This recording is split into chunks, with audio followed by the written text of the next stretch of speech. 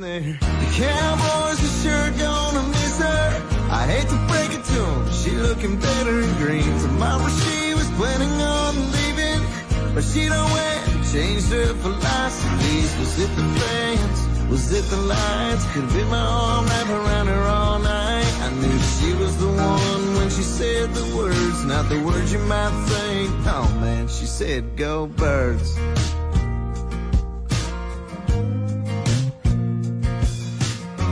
Drove her down to the Jersey Shore. She wanted something more than a Lone Star Texas guy. Told her about my favorite running back while we were running back. The time from that night when she leaned in and gave me that kiss. I missed the exit cause I didn't see how a pretty Dallas girl could win a Philly boy.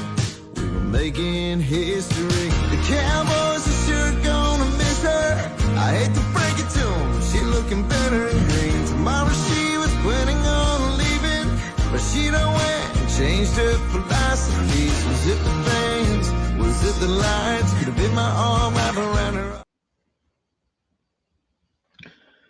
And good morning, everybody. Welcome to another episode of the Philly Podcast. This is episode 9. Generally, my partner in crime, Eric Perugini, does the intros for this. Fortunately, he's on a plane to the Dominican Republic for his honeymoon, so he's lucky. Had a little bit of technical difficulties because I went into the wrong stream. Because, like I said, we're now part of Old City Sports Network, run by Jesse Bell. And I went to his stream for tomorrow's game. That's why you saw live. So, like I said, I'm an idiot. I've ruined Jesse's stream for tomorrow. Now he's got to fix it because, I don't know what I'm doing. I'm here to talk sports and talk Eagles. But once again, this is our first episode of the Philly Podcast, brought to you by the Ocean City. I keep saying Ocean City, Old City Sports Network. And again, it's run by Jesse Bell. Sorry, Jesse, for screwing your stream up for tomorrow for the Flyers game. So I don't know why it happened. I'm going to say user error. It's the only thing I can say because that's exactly what happened. So, I'm here to talk about, the Eagles Rams game on Sunday night. It's really not much to say. I'm going to dive into a couple things for this Thanksgiving episode, which, by the way, happy Thanksgiving to everybody who's watching, who's listening, or who will eventually listen. Saquon Barkley's got to be the MVP. I know there's talks about Lamar Jackson being the MVP or Josh Allen being the MVP. And I know how important Lamar Jackson and Josh Allen is to their teams. And I think Lamar Jackson has 3 interceptions in the season, which is bananas. Absolutely bananas that he's only got 3 interceptions. He's protecting the ball. But, just the impact that Saquon Barkley has had on the Eagles. On the Eagles team as a leader and just as a person in general. He comes in for months since he started with us. We've had the social media giant fans, the social media giants writers, the social media giants radio host trying to convince us, 1, that he's washed, 2, that he's injury prone, and 3, that he was a bust at the number 2 pick or number 4 pick, whatever he was. I'm never going to blame a guy for getting drafted high. That's the team's fault. The Eagles had Danny Watkins, who they drafted in the first round years ago. That dude was a bust. Saquon Barkley is not a bust. I got into a little Twitter war last night with Sean Maresh from the WFAN, the fan in New York. Um, I'll get into that, but he's been going on and on that you know him and his other colleagues. Saquon Barkley's a bad teammate. He's this, he's that. He doesn't show up for events. I don't know where he is. Like I don't know what he's doing. Like he's great with the community. He's great with his teammates. He broke the record the other night. He broke Shady McCoy's rushing record of 231 yards. He beat it by 24 yards. And honestly, he could have came back in and probably broke the NFL record. The way that line was blocking for him. This is pound it and grind the football. The Eagles just beat you in the third and fourth quarter. If you don't have a lead on the Eagles, or if it's a one score game, or if it's a three-point game, they're gonna manhandle you in the third and fourth quarter. So if you don't get up on them 21-0, 21-7 going into halftime, you're not beating them. Like it's going to be hard to beat them. I'm not going to say never. Teams 9-2, they're clicking on all ends. AJ Brown is eighth in the league in reception, or eighth in the league in receiving yards. He's averaging 92 yards a game, and he's missed 3 games. I don't think people realize how wild that stat is. He's missed 3 games, and he's eighth in the league in receiving yards. And that's not Jalen forcing him the ball. He gets his 9-10 targets a game, which is what he generally averages, if not more, if he's just eating up defenses. Like over the weekend, Sunday night, he had 6 catches for 109 yards. And you can't double cover him because we still have Devontae Smith. You can't. We still have Dallas Goedert. And we still have Saquon Barkley. So what are you going to put 6 in the box and then go man-to-man on A.J. Brown? That's made the odds be ever in your favor. You can't go man-to-man on Devontae. Devontae, for as small as people say he is, he got a pretty good chance of winning a 50-50 ball. So it's the odds are in Saquon's favor for MVP, and the odds of Devontae Smith losing a 50-50 ball, which makes no sense because he's so strong when he brings it down. Like, I know he's skinny, but I don't think people realize how strong his hands are. And I know it's weird when you sit there and say how strong someone's hands are and how they are with this and how they are with that, but he's ridiculous. And AJ Brown is you just can't cover him one-on-one in the open field. You just can't. Don't know why. I mean, we know why. He's 6'4", 215, and he's a gazelle. He's swole Batman. So he's swole Batman. Devontae Smith is skinny Batman. Fat Batman retired, and now we got Superman and Saquon Barkley, which I'm okay with. The dude is an absolute beast. There's nothing negative you can say about him. He broke the record the other night. He goes to his teammates and says, "We broke the record. We broke the record. We broke the record." Do you know how big that is as a fan, and you hear him say, "We broke the record"?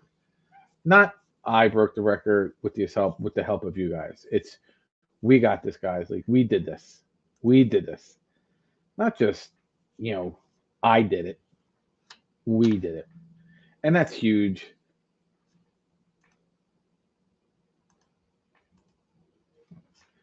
Sorry. And that's huge when you're on a team. Everyone thought there would be big egos. I ain't seen Jalen Hurts smile since he got drafted. I don't even know if he smiled then. He was smiling on those touchdown runs because as much as Jalen is the leader of this team, you get beat up back there in the quarterback position. He runs a lot. He does those tush pushes a lot.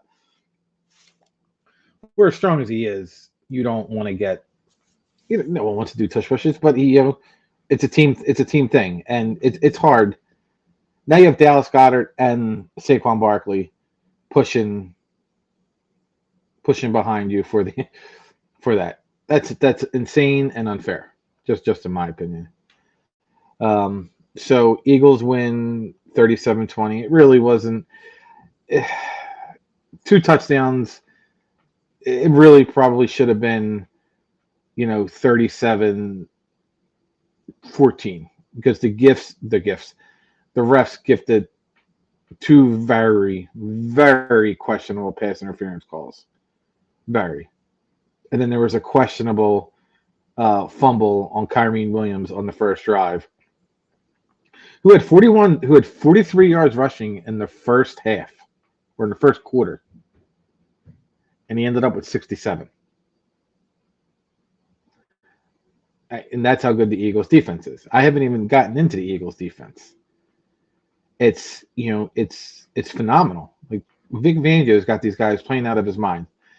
I know, Quinyon Mitchell gave up a touchdown, and they're trying to put it on the safety, Sidney Brown. I mean, listen, at the end of the day, he was still in coverage. If you want to give that touchdown to Cooper Kupp or Puka Nacua, dude, they're two great receivers, and it was a garbage time touchdown.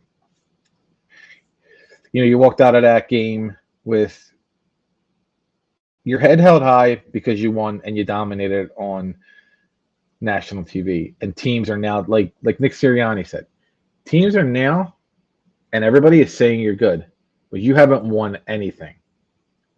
You go into Sunday's game, you're 0-0. You're 0-0. No wins, no losses. Play your game and you'll win the game. Play your game and you'll win the game. Yeah, I do like the early morning broadcast too, Jesse. Apologize for erasing your stream. I apologize in the beginning of the stream. My first time using Streamlabs, and I got a little dumbfounded and stupid this morning. But yeah, do this early morning stream. It's Thanksgiving. Watching some trains, planes, and automobiles. Watching some of the parade. So, and then in an hour, I just got done eating breakfast, so I'm good to go.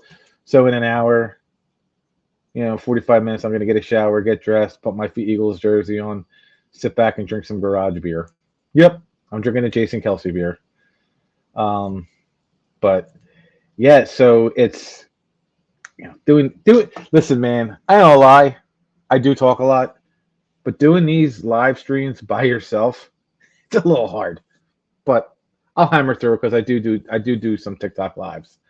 So obviously the big news is Brandon Graham tore his elbow or tore his triceps. It's a horrible. I mean, listen, we all feel for the guy. It's not, obviously, except New Yorkers. But that's kind of like why I was in a Twitter battle with Sean Maresh from The Fan, because he's a jerk. He's a bald-headed jerk, plain and simple. And he's got 19,000 followers. I got 2,000 followers on Twitter, and his response was, "Oh, you're a podcast and you have 2,000 followers following you. You must feel calm down there, tiny boy." Well, Sean Moran hasn't been tiny in 25 years. His mom hates him. And he goes on there and he makes fun of Brandon Graham for being emotional about possibly playing his last game in the NFL. And he was trolling, and he got everybody to respond, which is fine. And I didn't expect him to respond. I expected, and when he did respond, I'm not the kind of guy who backs down on social media. Not a social media tough guy, but I try to keep it clean to a degree, but not a degree, but I also don't want to get banned by Elon. So I went in on him. Went ham. I haven't looked to see if he blocked me yet. He probably didn't. He's fat, bald, and overweight. He's Bluto from Animal House. And I don't even want to insult Bluto that much, because Bluto's a god. This guy from New York is not. So, but we lost Brandon Graham to an injury. He's out for the year. Gonna tell you, he's not coming. If the Eagles make a playoff run, and if they make a Super Bowl run, Brandon Graham's not coming back as much as for the playoffs. I want him to come back for 2025. He was having a great year. He just moved third. He just moved into third place all the time in the Eagles sack list. You know, the guy's a legend in this town. We all, yesterday on the Philly podcast page, we we've been posting videos all day about Brandon Graham yesterday, and it sucks. His injury sucks. It hurts, and it was like it wasn't Carson Wentz-esque because I know Carson Wentz's was, I think, in 2 weeks. It was 2 weeks will be the anniversary of him tearing his ACL in 3 different spots in his knee, 3 torn ligaments, and still threw a touchdown. But I can't get over it. He's still going to be there. He's a vocal leader. He's a 15-year veteran. The guy's to me, he should be in the Hall of Fame for the NFL. I don't know if his numbers will say he is. He's definitely Eagles Hall of Fame. No one will ever wear 55 again. But he's on that borderline of a Hall of Fame player.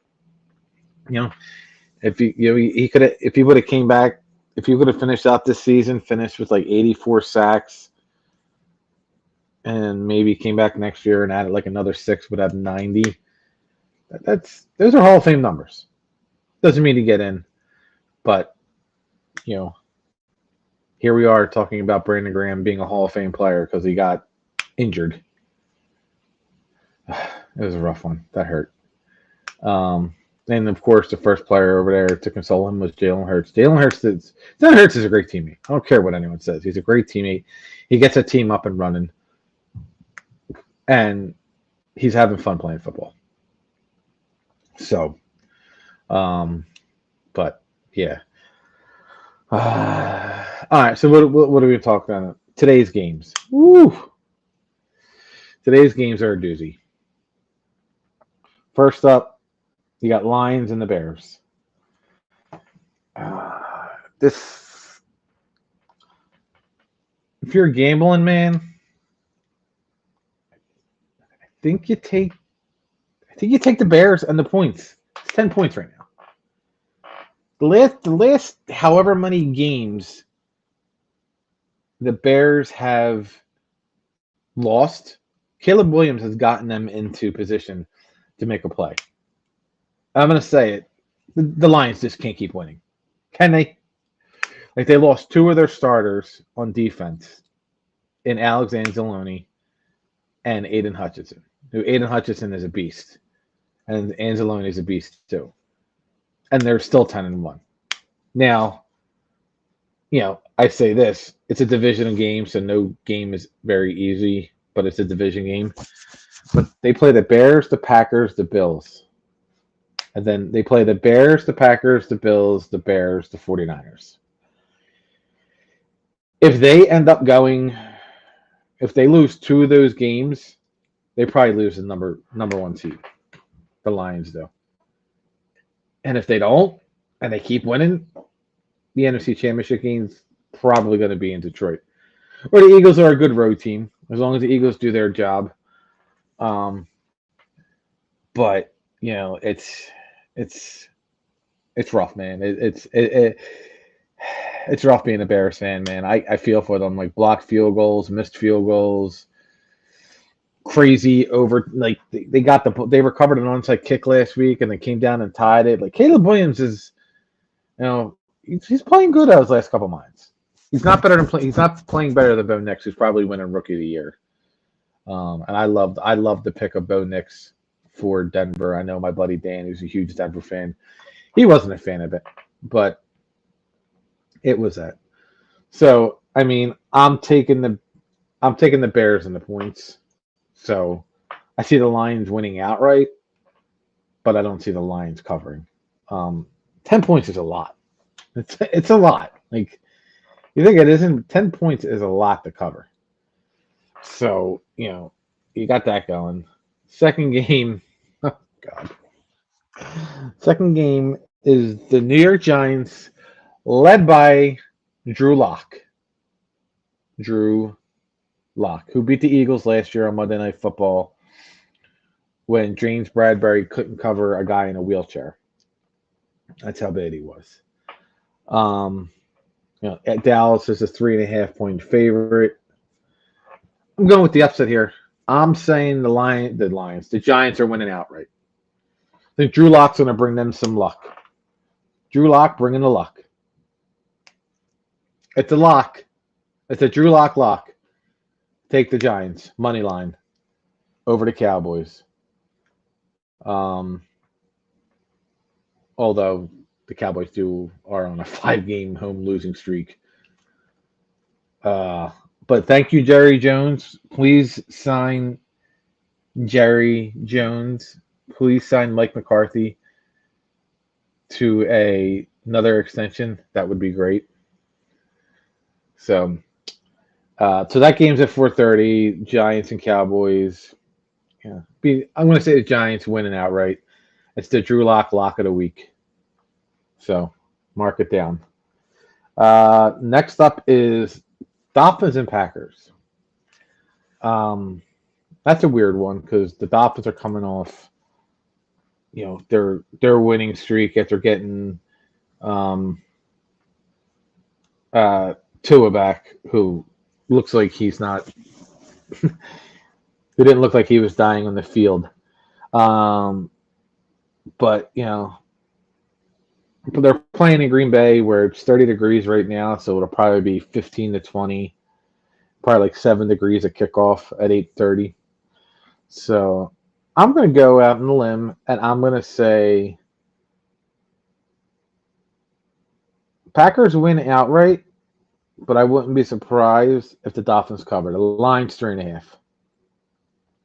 So we got that. So I got the Bears winning outright over Detroit for the upset. No. I have the Bears covering.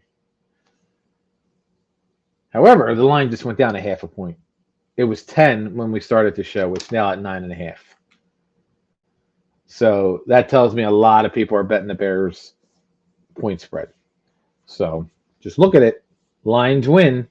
But if you can lock it in, get the 10 points now. Giants over the Cowboys. Straight Drew Lock of the week. I'm taking that. And then Miami Dolphins over the Packers. Packers going to win, but I think the Dolphins cover the 3.5. So we got that. We got 5 minutes left in the show, so we're going to talk a little Nick Sirianni. Nick Sirianni, he's the man. He's got this team winning. He's got the respect of the players. He's got the respect of his coaches. He's got the respect of Jeffrey Lurie. So I need everyone, unless for some reason the Eagles finish 9-8, which if they do, please check on me and my mental health because they're 9-2 now. But I need everybody to get off the fire Nick Sirianni chain. There's no reason to fire him. Dude does nothing but win and go to the playoffs. Yeah. Is he? Let's see. He's 2-3 in playoff games, but he's 1-0 in NFC Championship games. He's not, he's not the early Andy Reid. So let's get away from that.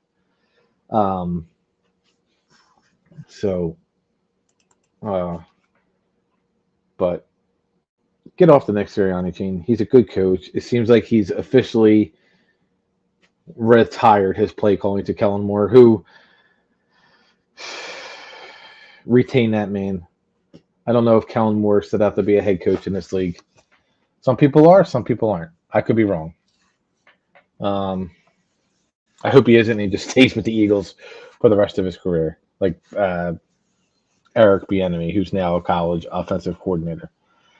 And you know what? I'll talk about tomorrow's game too, which is So I got the Bears covering, I got the Lions winning outright, and I got the Dolphins covering. So we got, I'm just going to write this down just so I have it. Bears covering the spread. Giants.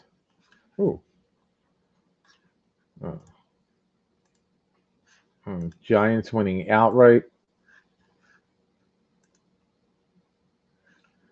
Bears covering the spread. Giants winning outright. Giants winning outright.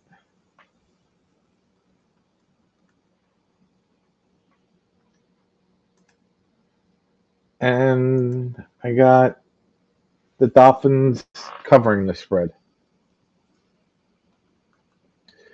Dolphins covering the spread. So we'll revisit these tomorrow or on our next show. Um, Tomorrow is Black Friday. So you got the Rangers, Flyers. Rangers are in a bit of a slump. I'll say that much. Flyers came back from a huge game yesterday. So enjoy that Black Friday game. But the Chiefs, man, they're a 13-point favorite tomorrow. I'm absolutely taking the Raiders to cover the spread. 13 points is a lot. And they haven't been playing dominating football, the Chiefs.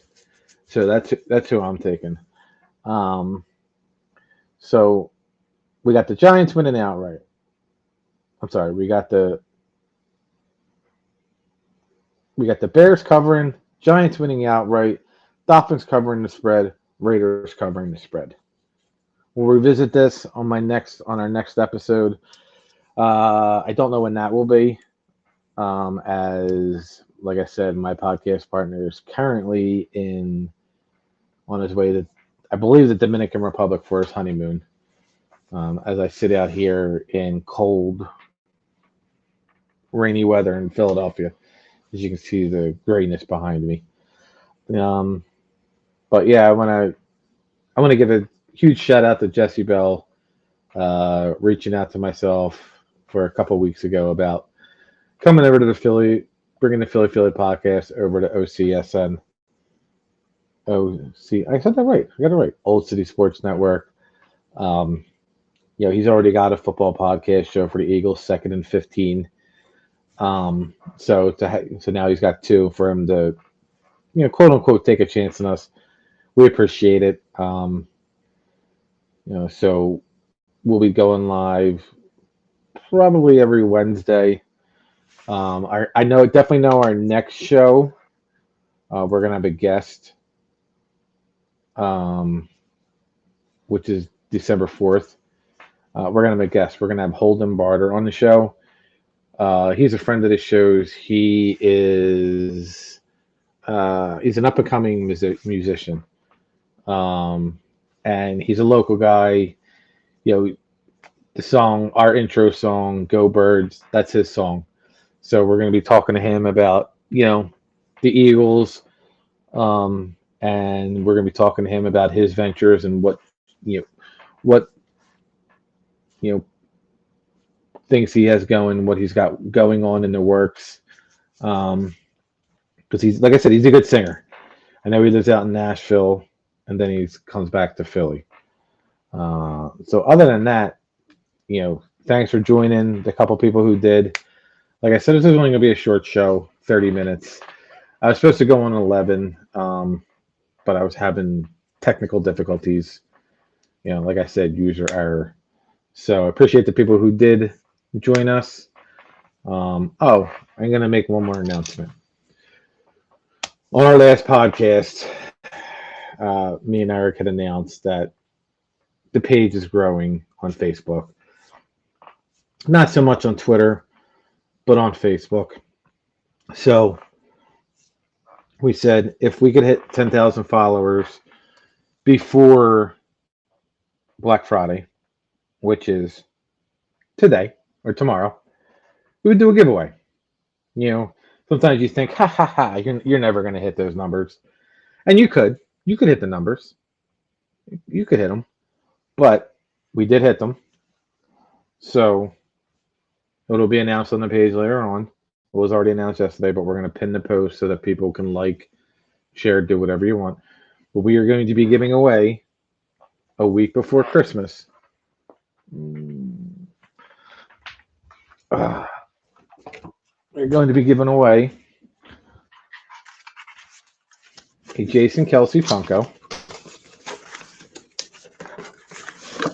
Literally, it's unboxed. I'll show you the one I have.